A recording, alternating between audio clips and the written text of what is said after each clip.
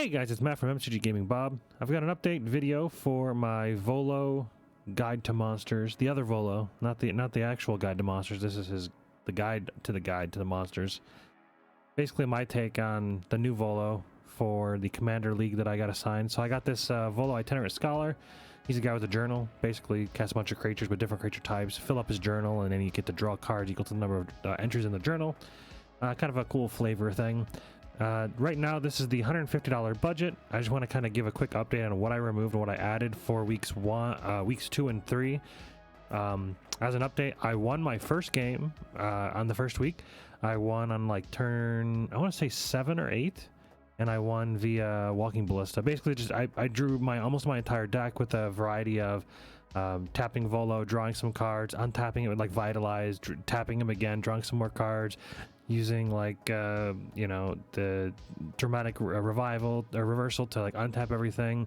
I think I might have, if I remember correctly, both weeks I might have gotten off the combo for infinite mana for Incubation Druid. Where's he at?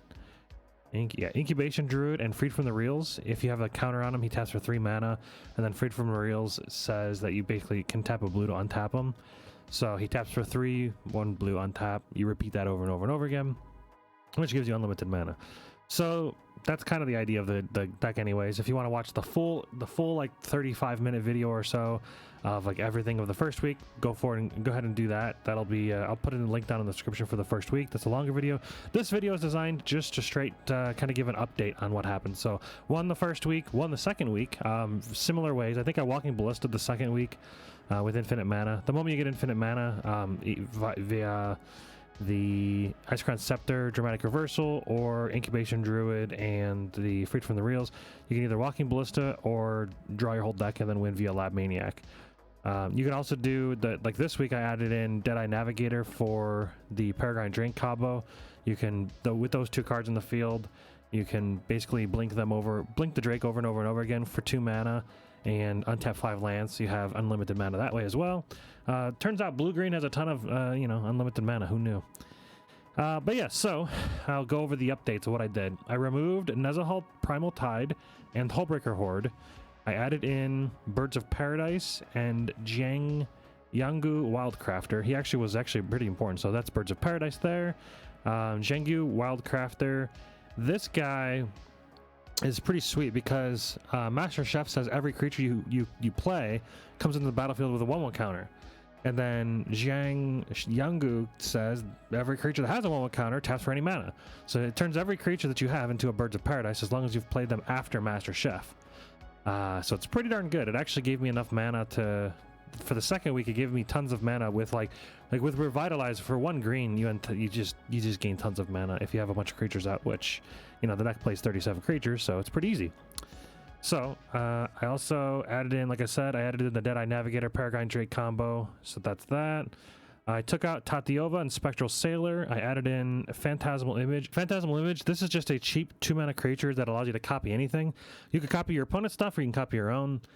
But it's basically just another versatile creature that can give you some advantage. Hell, even if you did a copy of, even if it's just a Birds of Paradise, it counts as an illusion, which is a different creature type. You know, that's kind of what we're trying to do. So I took that out. I took out the Spectral Sailor and Tatiova, added in Phantasmal Image and Masked Vandal. So the Masked Vandal is a nice little spicy tech here. Here it is right here. So it's a changeling, so that because it's every creature type, every time it comes into the battlefield, you can just say something else like dinosaur. You can literally pick like something that's not in the deck and just use that. The ability to bounce it with other cards allows you to get some value from it being a way to remove. It exiles the enchantment, which is ideal. So I took out the Reclamation Sage in place for the Vandal because Rex Sage. It kind of, it was like an elf druid. It just kind of shares too many creature types, or elf shaman. It just shared too many creature types with what was already in the deck. So it being a Mass Vandal being a different creature type every time it goes into the battlefield, it's just easier to turn on more journal entries. And also it's 1 mana cheaper. It does have the caveat where you have to exile a creature from the graveyard, but it exiles the enchantment, so make sure that it never comes back under most circumstances. and gets past like indestructibility for whatever reason. So yeah, Mass Vandal. I added in Reality Chip. I'm not 100% sold on Reality Chip yet, but because it's a jellyfish and it's a cheap value creature, I figured I'll give it a shot. It's still in the deck in week 3. I've got my game for tomorrow, but this is just a test. I mean, if you ever do equip it to something, you can play lands and cast spells from the top of your library, which is beneficial.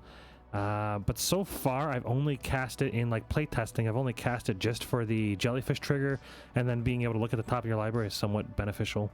But this could be a takeout for something else. We'll see. And then last but not least, I removed Sakura Tribe Elder and Brainstorm. I added in Worldly Tutor Wizard class.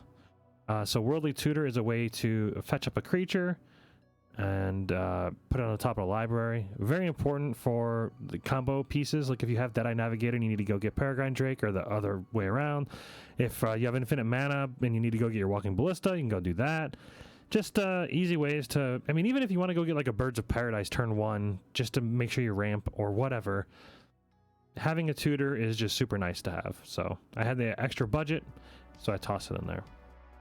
And then Wizard class is an enchantment. Mainly just, it's cheap enchantment that gives you unlimited hand size. And that's kind of what I wanted. I wanted more versions of unlimited hand size, like Thought Vessel was added in, Wizard class, and then Reliquary Tower. So I have 3 different ways to have unlimited hand size there. Because I did lose Nezahal and the Hullbreaker Horror, so I think Nezahal was the one that gave unlimited hand size. And then I removed Pongify and added in... I'm sorry, I just removed Pongify. I added in and then removed it again. I still have the other one in there, the Rapid Hybridization. I think Pongify was more expensive, so I used Rapid instead. I don't need that many removals. It's just nice to have some. Like Beast Within is just like kind of like a general removal, and Rapid Hybridization for creatures. I don't really need that many. I only care about comboing off in this deck, so removal's not terribly important. And then lastly, I took out a singular island and added in Rejuvenating Springs. So that was the extra $50 budget that I got for the week 2. And week 2, I was able to combo off and win with, I believe I won with Walking Ballista, if I remember correctly. So thanks for watching, everybody. It was nice talking to you. And if you have any questions, ask down in the description. You can check out the original video, which is also going to be down in the description. Don't forget to like, comment, subscribe, share it with your friends, all that kind of fun stuff. And yeah, I'll give you guys an update on after week 3 and see if I can go 3 weeks in a row with a win.